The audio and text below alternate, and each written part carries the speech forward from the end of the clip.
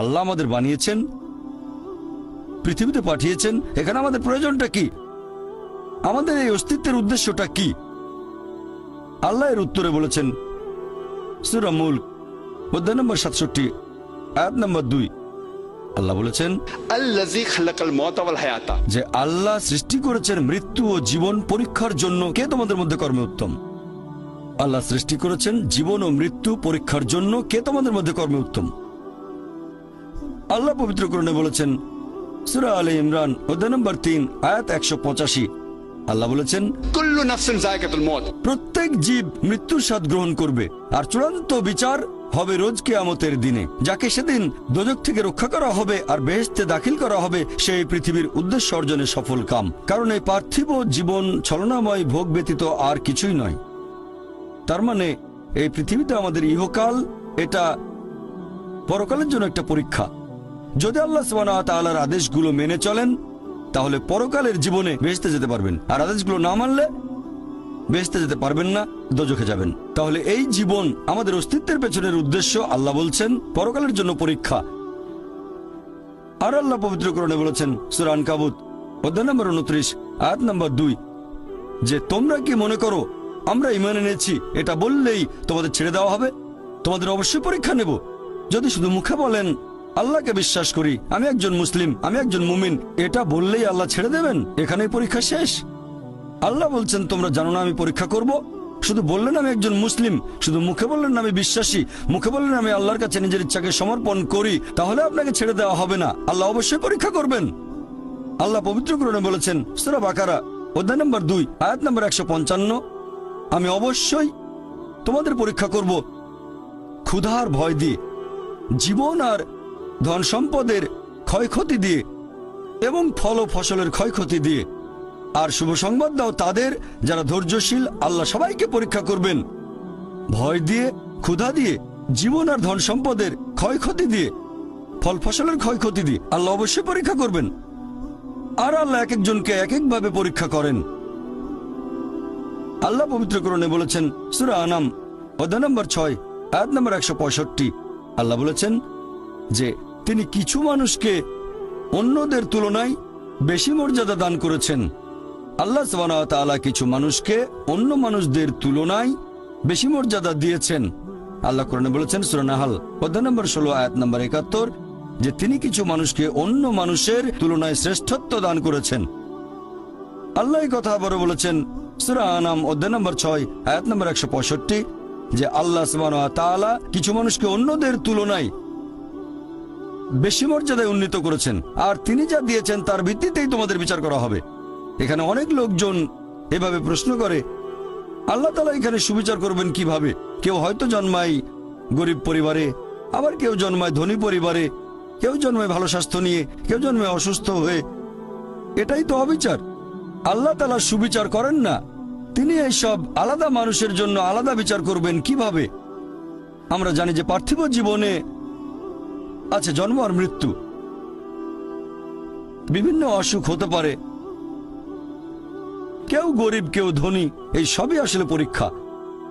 আর আল্লাহ পবিত্র কোরআনে বলেছেন সূরা আনফাল অধ্যায় নম্বর 8 আয়াত নম্বর 28 আল্লাহ বলেছেন যে অবশ্যই তোমাদের ধন সম্পদ আর সন্তান সন্ততি এগুলো তোমাদের জন্য পরীক্ষা। এরপর সূরা মুনাফিকুন অধ্যায় নম্বর 63 আয়াত নম্বর 9 যে তোমাদের সম্পদ আর সন্তান সন্ততি যেন তোমাদেরকে আল্লাহ তাআলার স্মরণে উদাসীন না করে। আল্লাহ তাআলা এক একজন মানুষকে এক একভাবে পরীক্ষা করেন।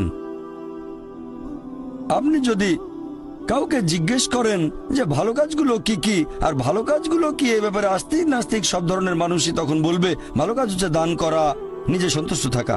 কয়েকটা ভালো কাজের কথা বললে দান খয়রাত থাকবে। এখন একজন মানুষ পরোপকারী কি না সেটা আল্লাহ কিভাবে পরীক্ষা করবেন? কিন্তু সবার সম্পদ যদি সমান থাকে, পরীক্ষার ব্যাপারটা তাহলে আসবে কিভাবে? পরীক্ষা তখনই নেওয়া যাবে যখন কেউ হবে ধনী আর কেউ হবে গরিব। তাই আল্লাহ তাআলা এক একজনকে এক একভাবে পরীক্ষা করেন।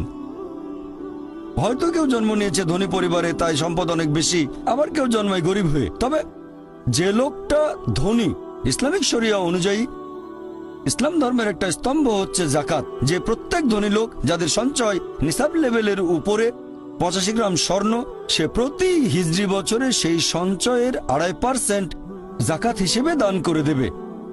সেই লোক হতে পারে লাখপতি, হতে পারে কোটিপতি। যদি সে ঠিকমতো জাকাত দেয় তাহলে সে পাবে 5 নম্বর।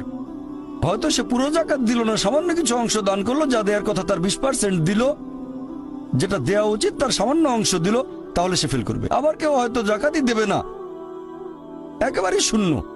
আর গরিব লোককে কোনো জাকাত দিতে হবে না, সেভাবে ফুল নাম্বার।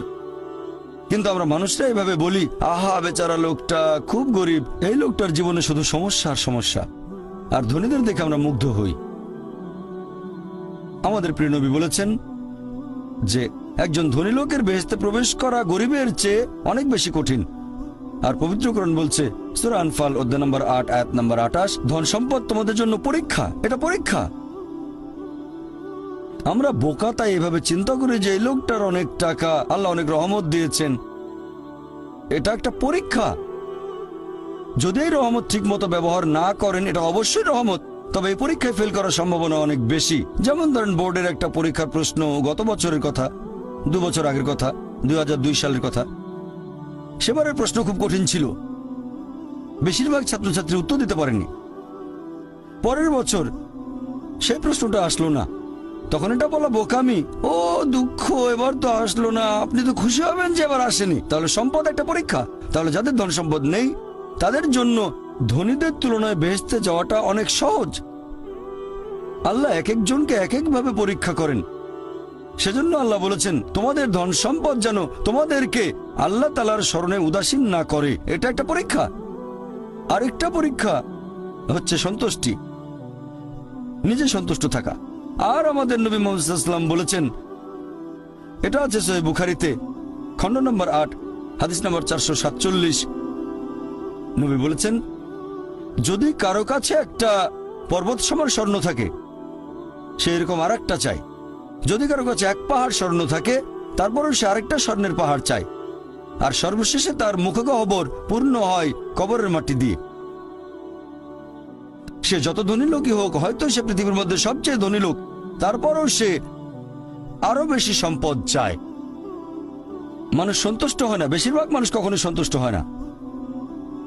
আল্লাহ পবিত্র কোরআনে বলেছেন, সূরা নিসা অধ্যায় নম্বর 4 আয়াত নম্বর 32, যে আল্লাহ যেটা দিয়ে অন্য মানুষকে শ্রেষ্ঠত্ব দান করেছেন, সেটার উপরে তোমরা কোনো রকম লালসা করো না। এভাবে বলবেন না যে, হে আল্লাহ, তুমি অমুককে অনেক সম্পদ দিয়েছো, অমুককে অনেক সুন্দর একটা গাড়ি দিয়েছো। এমন কিছু আল্লাহর কাছে চাইবেন না যেটা অন্য কাউকে আল্লাহ দিয়েছেন। এতে লোকসান হবে আপনার। আর আমাদের প্রিয় নবী মুহাম্মদ সাল্লাল্লাহু আলাইহি সাল্লাম বলেছেন, এটা আছে সহিহ বুখারীতে, খণ্ড নম্বর 4, আমাদের নবী বলেছেন যে, সেই লোকদের দেখো যাদের ভাগ্য তোমার চেয়ে খারাপ। সেই সব লোককে দেখো না যারা তোমার চেয়ে বেশি ভাগ্যবান। তা না হলে তোমরা আল্লাহ তাআলাকে স্মরণ করায় অবহেলা করতে পারো, তা না হলে প্রতিপালকের প্রতি অকৃতজ্ঞ হয়ে যেতে পারো। তাহলে নবী বলেছেন, তাদেরকে দেখো যাদের ভাগ্য খারাপ। তখন আপনি বলছেন, আচ্ছা এই লোকটার তো কোনো গাড়ি নেই, আমার একটা মারুতি অন্তত আছে। তাকে দেখবেন না যারা সে মার্সিডিজ, ও আমার মার্সিডিজ নেই কেন, ওই লোকের গাড়ি নেই, আমার তো একটা আছে। আপনি আল্লাহকে ধন্যবাদ জানাবেন। যখন মার্সিডিজ গাড়ির মালিকের সাথে নিজেকে তুলনা করবেন, ও আমার কেন মার্সিডিজ গাড়ি দিলেন না, তাদেরকে দেখবেন যাদের ভাগ্য খারাপ। তাহলে আপনি আল্লাহ সুবহানাহু ওয়া তাআলাকে স্মরণ করছেন। আর এটাই বৈশিষ্ট্য মানুষের। এরকম একটা গল্প যে এক লোকের মনে অনেক দুঃখ, কারণ তার কোনো জুতো নেই। তারপরে সে একটা লোককে দেখলো যার একটা পাই নেই। লোকটা অভিযোগ করতো আল্লাহর কাছে যে জুতো নেই, আল্লাহর কাছে অভিযোগ করতো আমার কোনো জুতো নেই। তারপর সেই লোকটাকে দেখলো যার একটা পা নেই, তখন সে আল্লাহকে ধন্যবাদ জানালো, আমার অন্তত 2টো পা আছে। তাহলে সন্তুষ্ট হওয়া একটা পরীক্ষা। আমাদের নবী মুহাম্মদ সাল্লাল্লাহু আলাইহি ওয়াসাল্লাম বলেছেন, এটা আছে সহিহ বুখারীতে, খণ্ড নম্বর 8, যে সত্যিকারের সম্পদ হচ্ছে সন্তুষ্ট হওয়া, ধন সম্পত্তি নয়। সত্যিকারের সম্পদ হলো সন্তুষ্ট হওয়া, পরিতুষ্ট হওয়া। আপনার যা কিছু আছে সেটার জন্য বলবেন আলহামদুলিল্লাহ, সকল প্রশংসা আল্লাহর। তাহলে হবেন সত্যিকারের মুমিন, হবেন সত্যিকারের বিশ্বাসী, হবেন সত্যিকারের মুসলিম, সন্তুষ্ট থাকবেন। অনেকে এভাবে বলে যে, কোন কারণে আল্লাহ সুবহানাহু ওয়া তাআলা কিছু মানুষকে জন্ম থেকেই বানিয়েছেন স্বাস্থ্যবান, কিছু মানুষকে আল্লাহ সুস্বাস্থ্য দেন, আর কেউ জন্মায় অসুখ বিসুখ নিয়েই, হয়তো বংশগত কোনো রোগ, হার্ট ডিজিজ, কেউ বা জন্মায় বিকলাঙ্গ হয়ে। আল্লাহ কি অবিচার করছেন?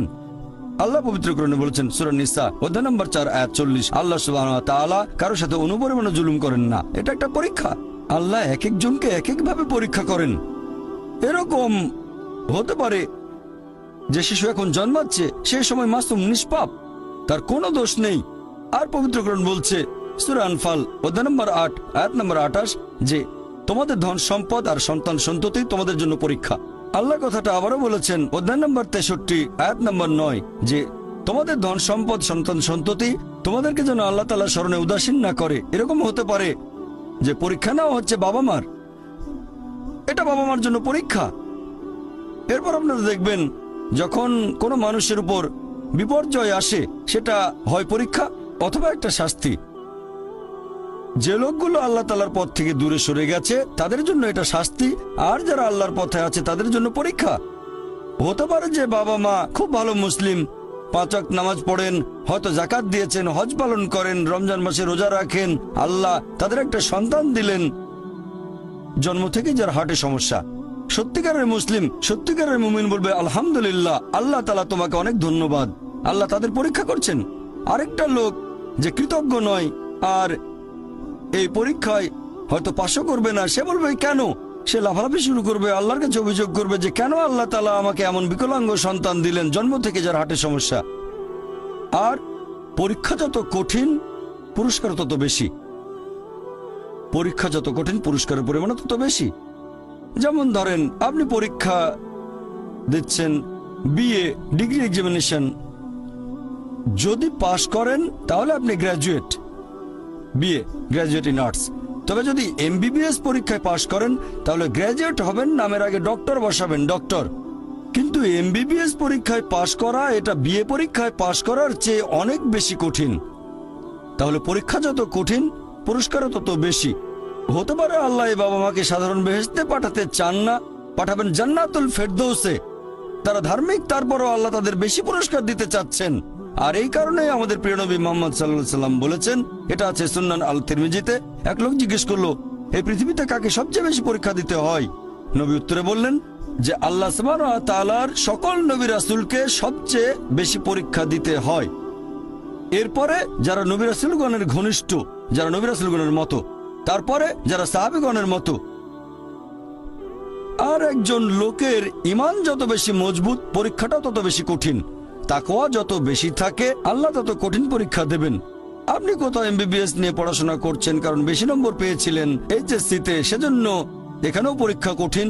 এমবিবিএস পাশ করাটাও বেশ কঠিন। তাহলে এখানেও নবী রাসূলগণের তাকওয়ার সাথে সাধারণ মানুষের তাকওয়ার কোনো তুলনায় হয় না। যেহেতু তারা ছিলেন নবী এবং রাসূল, তাই তাদেরকেও পরীক্ষা করা হয়েছে। কোনো নবী রাসূলকে এই পরীক্ষা না নিয়ে ছেড়ে দেওয়া হয়নি। তাদের তাকওয়া লেভেল অনেক উপরে। নবী রাসূলকে অনেক বেশিবার পরীক্ষা করা হয়েছে সাধারণ মানুষের চেয়ে। আপনার বাচ্চা অনেক বেশি, অনেক কঠিন। তাহলে আপনার তাকওয়া যদি বেশি হয় আল্লাহ আপনাকে পরীক্ষা করবেন। সত্যিকারের মুমিন কোন বিপর্যয়ের মধ্যে পড়লে বলে সুবহানাল্লাহ, সকল প্রশংসা আল্লাহর, আলহামদুলিল্লাহ। সে ধরে নেয় এটা একটা পরীক্ষা। কোনো বিপর্যয় আসলে সেটা হয় একটা পরীক্ষা অথবা একটা শাস্তি। নবীগণের তাকওয়া অনেক বেশি, তাদের জন্য এটা শাস্তি না, এটা পরীক্ষা। আর তারা পাশ করেছেন। যদি কারো জীবনে কোনো ভালো কিছু ঘটে সেটা হয় একটা পুরস্কার অথবা পরীক্ষা। সম্পদ হতে পারে পুরস্কার অথবা একটা পরীক্ষা। ভালো কোনো কিছু ঘটলে সেটা হয় পুরস্কার নয়তো একটা পরীক্ষা। অনেকে আল্লাহর পথ থেকে দূরে সরে যায়, তারপরে বলে আমাকে সম্পদ দাও, আল্লাহর সম্পদ দেন, তারপরে তারা পরীক্ষায় ফেল করে। তাহলে এই পৃথিবীতে তারা তাদের ইচ্ছে মতো আরামায়েশ করে, কিন্তু আখিরাতে শুধু ক্ষতিগ্রস্ত হয়। দান একটা পরীক্ষা, সন্তুষ্ট হওয়া পরীক্ষা, সন্তান সন্ততিও পরীক্ষা।